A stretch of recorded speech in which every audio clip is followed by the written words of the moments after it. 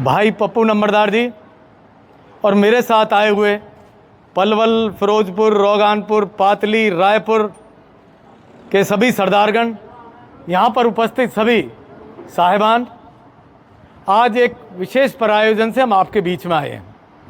सबसे पहले मैं अपनी तरफ से और मेरे साथ जितने भी सरदारगण आए हैं उनकी तरफ से आप सबका बहुत बहुत आभार प्रकट करना चाहता हूं कि जिस तरीके से आपने फूल मालाओं से, बैंड बाजे से, घोड़ी के डांस से जो हमारा स्वागत किया है, उस स्वागत से हम सब बहुत अभिभूत हैं और आपका धन्यवाद करना चाहते हैं कि आपने जो स्वागत किया है वह हमारे लिए ये समझता हूँ कि मैं बहुत भाग्यशाली होगा।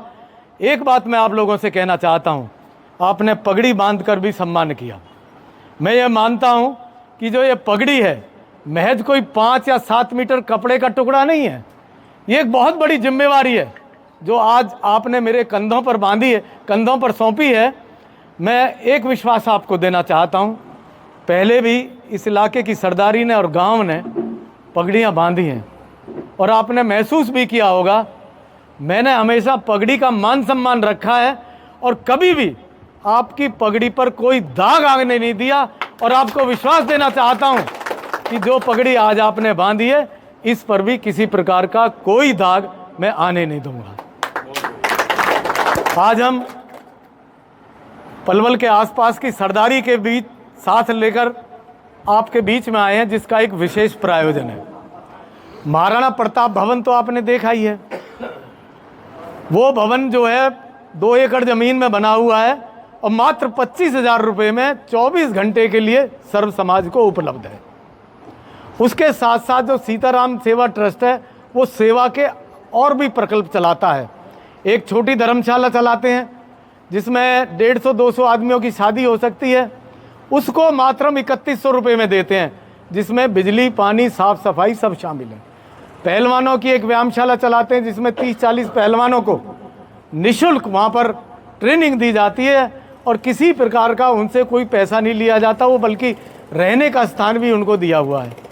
उसके साथ साथ एक स्कूल चलाते हैं और जो पंचवटी मोक्ष धाम है उस पर कोई साधन नहीं है, ज़मीन नहीं है, वहाँ भी अगर कोई काम कराने की और मरम्मत की या नया काम जोड़ने की बात होती है तो उसको भी हम सीताराम सेवा ट्रस्ट की तरफ से उसको करा देते हैं। मतलब ये है कि जो हमारे प्रकल्प हैं वो सारे के सारे सेवा के प्रकल्प हैं। और महाराणा प्रताप भवन पर अगर किसी ने कोई रस्म पगड़ी या शोक सभा करनी है तो हम उसे मात्र 11,000 रुपये में देते हैं, जिसमें बिजली, पानी, साफ सफाई सब शामिल है। यानी कि जो भी काम हम कर रहे हैं वो सारे के सारे सेवा के प्रकल्प हैं। अब पिछले 4 सालों से हम महसूस कर रहे थे और हम योजना बना रहे थे कि महाराणा प्रताप भवन के बराबर में हमारे पास लगभग 5 एकड़ ज़मीन और है कि वहाँ हम लड़कियों का कॉलेज बनाएं। महाराणा प्रताप भवन का जो फ्रंट है वो 250 फुट का है और इस कॉलेज का सटती हुई ज़मीन है, इसका फ्रंट होगा 470 फुट का। हमने ये सोचा कि लड़कियों का कॉलेज बनाएं और उसका नाम रखें महारानी पद्मावती गर्ल्स कॉलेज। अब प्रश्न ये उठता है कि लड़कियों का ही कॉलेज क्यों बनाएं?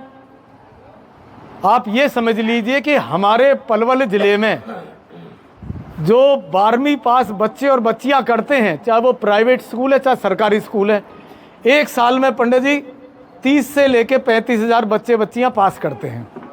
और हमारे पलवल ज़िले में 12वीं के बाद ग्रेजुएशन करने की जो सीटें हैं, चाहे वो प्राइवेट कॉलेज है चाहे सरकारी कॉलेज है, वो लगभग 17-18 बैठती हैं।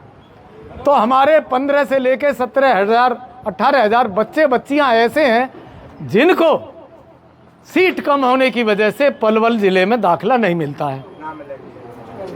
बेटे हैं, उनको बेटों को तो हम समझते हैं परिवार का भविष्य है, तो हम उसको फरीदाबाद भेज देते हैं, दिल्ली भेज देते हैं और बड़े बड़े शहरों में भेज देते हैं। बेटी पढ़ना चाहती है, माँ बाप पढ़ाना चाहते हैं, परंतु सीट नहीं है तो वंचित रह जाती है।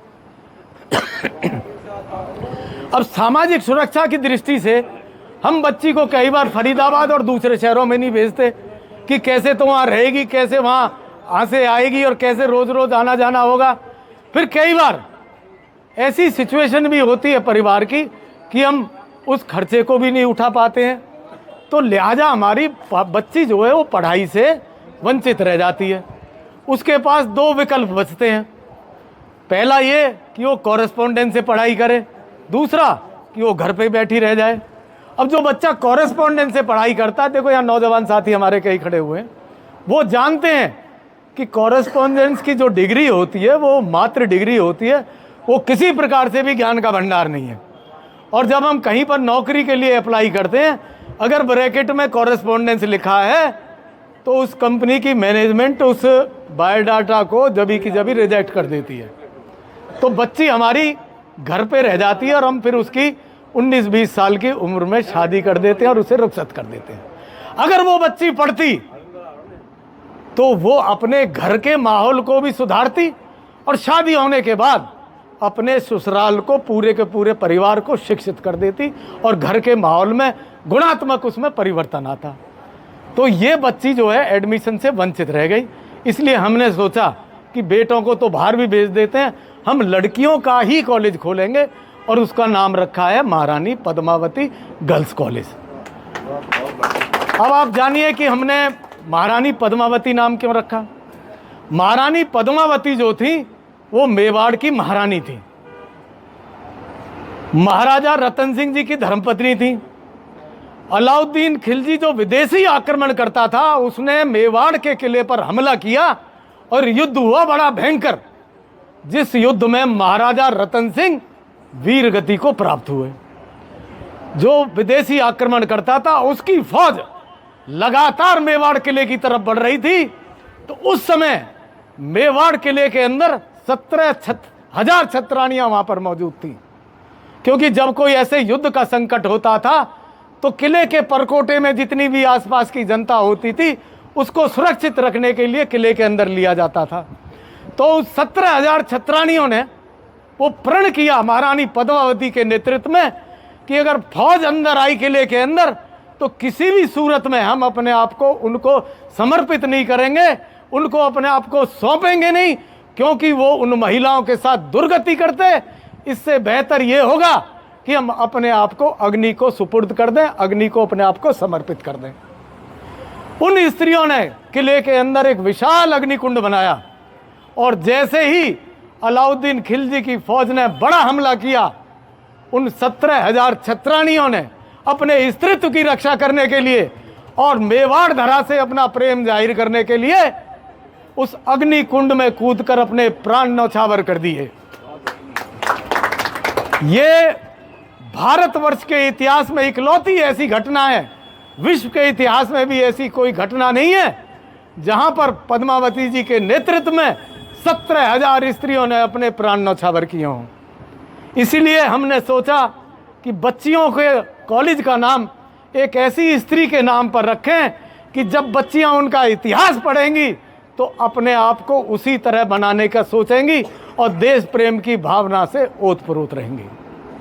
अब ये जो कॉलेज की जो योजना है, ये 5 एकड़ ज़मीन में कॉलेज बनेगा और आज की तारीख में लगभग ये योजना 40 करोड़ रुपए की है। जब महाराणा प्रताप भवन बनाने की सोची थी, जब हमारे पास कोई पैसा नहीं था, पर जब संकल्प लिया तो आप सब लोगों ने मिलकर महाराणा प्रताप को बनाया। और मुझे कहते हुए गर्व है, आज भारतवर्ष के अगर ये कहा जाए कि 7 सर्वश्रेष्ठ भवन कहाँ कहाँ पर बने हुए हैं, तो पलवल का महाराणा प्रताप भवन उन 5 में से एक होता है।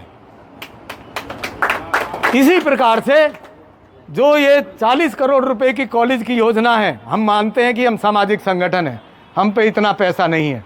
हम फर्स्ट फेज में कॉलेज को उतना ही बनाएंगे जिससे कि यूनिवर्सिटी हमको मान्यता दे दे, और वो जो प्रकल्प है वो 16 करोड़ रुपए में पूरा होता है। हमने कॉलेज की बाउंड्री कर दी, 25-30 लाख रुपए खर्च करके 2 करोड़ रुपए इकट्ठे भी हो गए, प्रक्रिया और जारी है। और अब हमने सरकार को बुलाया है अपने बीच में। हरियाणा के माननीय मुख्यमंत्री नायब सैनी जी, कृष्णपाल गुर्जर जी, मंत्री पंडित मूलचंद शर्मा जी, सीमा त्रिखा जी जो हमारी एजुकेशन मिनिस्टर है हरियाणा की संजय सिंह जी, और हमारे पलवल के विधायक दीपक मंगला जी, हतीन के विधायक अपने डागर साहब प्रवीण डागर जी, होडल के विधायक जगदीश नायर जी, और जो हमारे और आसपास के जो नेतागण हैं उनको हमने आमंत्रित किया है, सरकार को आमंत्रित किया है।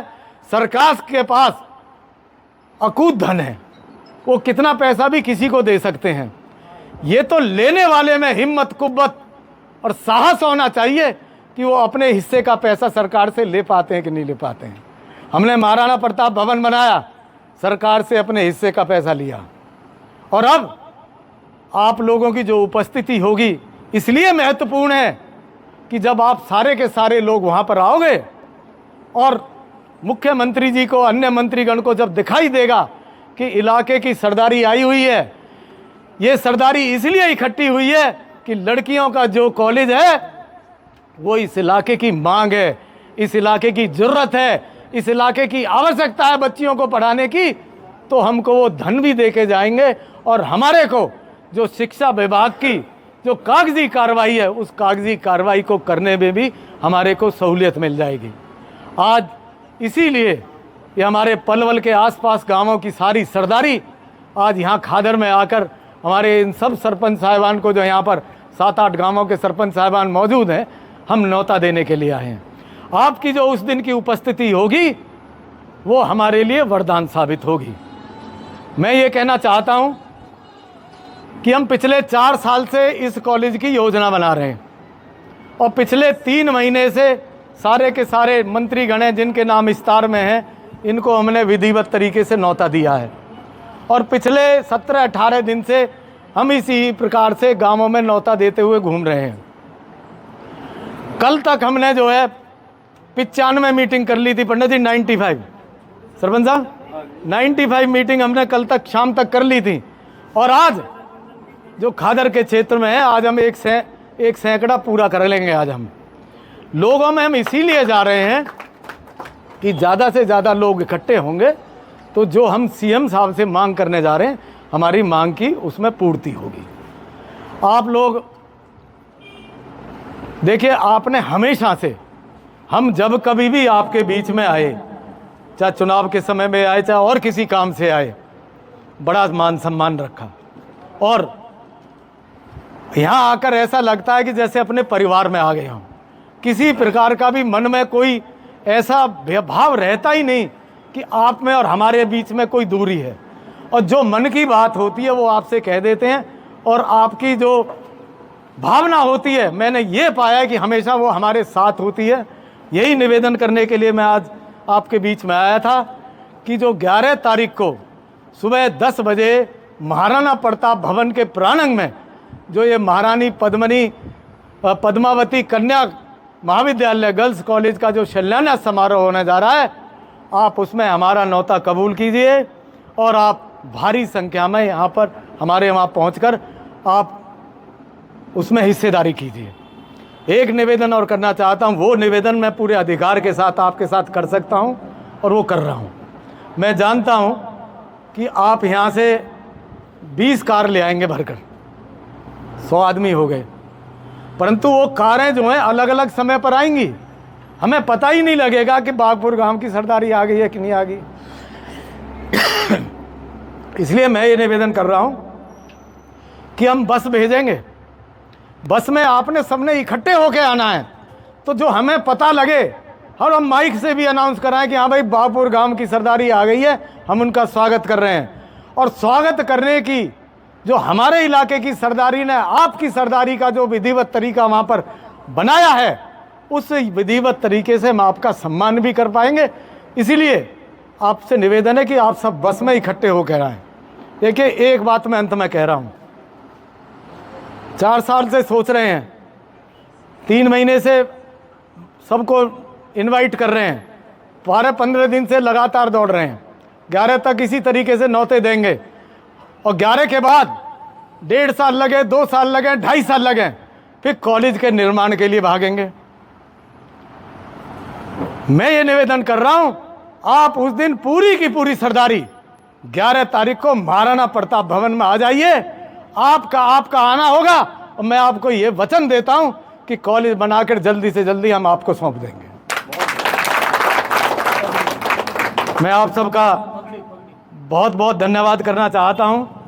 एक निवेदन और है, मुझे अभी राम गोपाल जी ने ध्यान दिलाया, हम सबके पास पगड़ियां हैं, वो हमारा मान सम्मान का प्रतीक है और हमारी पहचान है, परंतु हमने पहननी छोड़ दी है और सबने जो पगड़ियां हैं अलमारी के ऊपरले वाले खाने में रखी हुई हैं, उन पगड़ियों को बाहर निकालो, माँ बाबा उनमें लगवाओ और सारे के सारे उस दिन पगड़ी पहन कर आओ।